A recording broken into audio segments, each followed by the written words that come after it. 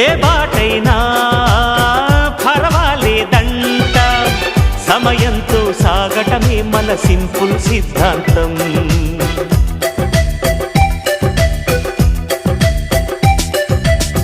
చిరుగాలికి పరిమళమిచ్చే సిరిమల్లెల వనమై ఉందాం, గగనాన్ని నేలను కలిపే హరివిల్లుల వంతెన అవుదాం.